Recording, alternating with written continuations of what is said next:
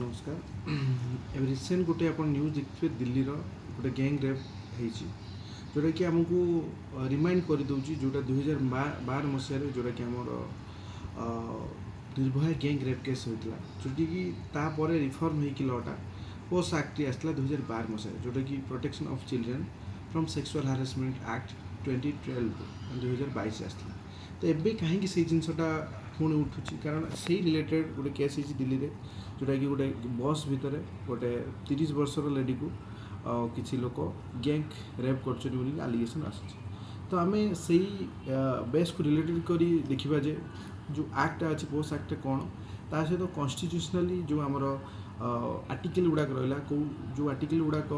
Protect करे women को एवं तांकर राइट को देखाए से विषय डिस्कसन करे ता सहित वोमेन रिलेटेड जी लॉ अच्छी ताको देखा भिडियोटी लंबा हम तो पार्ट वाइज देखे पड़े प्रथम आम जा कन्स्टिट्यूशनल जो राइट अच्छे से गुड़ाक सब कौन प्रथम तो जो आम कन्स्टिट्यूशन अच्छी इक्वालिटी कनसेप्ट अच्छी जोटा कि मेन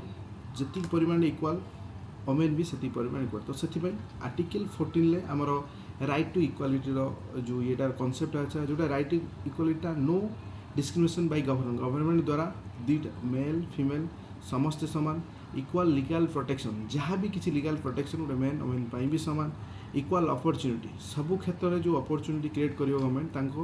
मेन जी अपॉर्चुनिटी वोमेन मानी गला आर्टिकल 14 आउ 15 कथा कहवा प्रोहिबिशन ऑफ डिस्क्रिमिनेशन जो आर्टिकल 15 क्लॉज 1 रे सेक्स रिलीजन कास्ट बेस को लेकिन कौन प्रकार डिस्क्रिमिनेशन हम ना वोमेन को लेकिन कौन प्रकार डिस्क्रिमिनेशन हम ना आउ से आर्टिकल 15 क्लॉज 3 रे अच्छी government can make special law for women and children जोटा कि कहली 2012 मसीह जो लॉटा फॉर्म है जो पोस्ट एक्ट फॉर्म है यही सेक्शन को लेकिन 15 क्लॉज 3 को लेकिन जोटा कि government can make special law for women आउ चिल्ड्रेन आज आम आर्टिकल 16 कथा कहवा इक्वाल अपॉर्चुनिटी इन एम्प्लॉयमेंट क्षेत्र में इक्वाल अपॉर्चुनिटी देवा women have equal right in government job रे मेन को जितेटा सीट मिल वोमेन को से मिल जब आम फ्रीडम कथा कहवा आर्टिकल 15 जो आम 19 जो फ्रीडम अच्छी वोमेन को भी सेम फ्रीडम मिलूँ जो फ्रीडम रहा फ्रीडम ऑफ स्पीच जो कहबार अधिकार बुलबार अधिकार आउ जो जेकोसी प्रोफेशन जदि गोटे मेहन चाहिए कर से गोटे वोमेन भी कर आउ फ्रीडम ऑफ एक्सप्रेशन से जहाँ चाहिए से एक्सप्रेशन भी ये कर ठीक अच्छे women can work study travel expression opinion freely women सबकि कर फ्रीली से आर्टिकल 21 जोटा कि right to life of personal liberty आम जानते जोटा कि आमर राइट टू डिग्निटी जोटा कि आर्टिकल 21 अच्छी गोटे वोमेन डिग्निटी को रेस्पेक्ट देवी आम ड्यूटी नेक्स्ट पार्ट कह ड्यूटी भी आमर सो आर्टिकल 21A जोटा कि 6 ରୁ 14 वर्ष जो फ्री जो आमर एजुकेशन प्रोवाइड करवा गोटे वोमेन को चिल्ड्रेन को यहाँ भी प्रावधान अच्छी जोटा कि आर्टिकल 21A रे अच्छी अच्छे आर्टिकल 23 भी अच्छी प्रोहिबिशन ऑफ ह्यूमन ट्रैफिकिंग जो आम देखते वोमेन मान को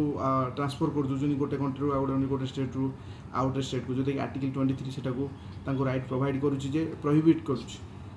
से यहाँ गला फंडामेंटाल राइट हूँ जोटा कि कन्स्टिट्यूशन तुमको देती जार जदि किसी भी प्रोब्लेम है तो आम डायरेक्ट हाईकोर्ट जापर सुप्रीम कोर्ट भी जापर जोटा कि आर्टिकल 32 द्वारा सुप्रीम कोर्ट आर्टिकल 2 to 6 द्वारा आम हाईकोर्ट को अप्रोच कर जदि यार किसी भी उल्लंघन हुए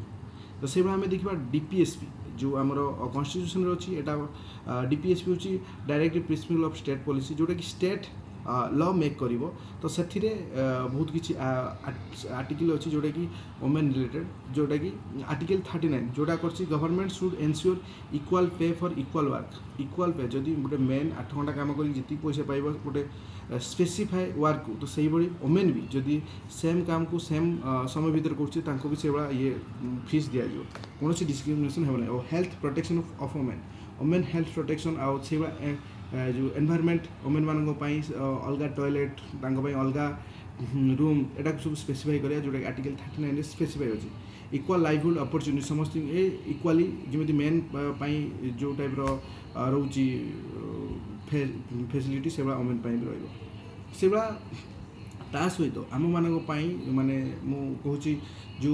एवरी सिटीजन जोटा कि आर्टिकल 51A जोटा कि आप जानते हैं फंडामेंटाल ड्यूटी हूँ आमर कर्तव्य कौन तो कर्तव्य भितर जोटा 51A रे अच्छी रेस्पेक्ट एवरी वुमेन जोटा कि आमर फंडामेंटाल राइट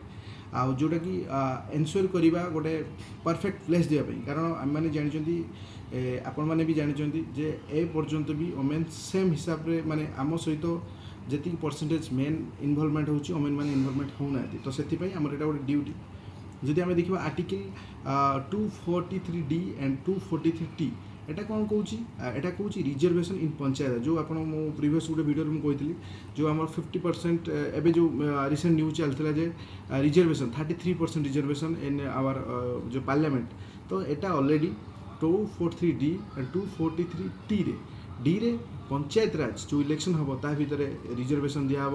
ओमेन मानक से 243T रे जोटा कि म्युनिसिपालिटी इलेक्शन रे रिजर्वेशन ओमेन मानक दिज्व ये सबू थिला ओमेन रिलेटेड जो सेक्शन जोटा कि आम कॉन्स्टिट्यूशन प्रोविजन अच्छी आटा को कॉन्स्टिट्यूशन अनुसार स्टेट गवर्नमेंट रो बाउंड जे सी एटा को फॉलो करेंगे यहाँ थिला हूँ constitution related women related provision मुझे पर नेक्स्ट वीडियो रे आपको जो लॉ रहा जी इंडिया लॉ अच्छी रिलेटेड टू वोमेन ता विषय डिस्कसन करी धन्यवाद।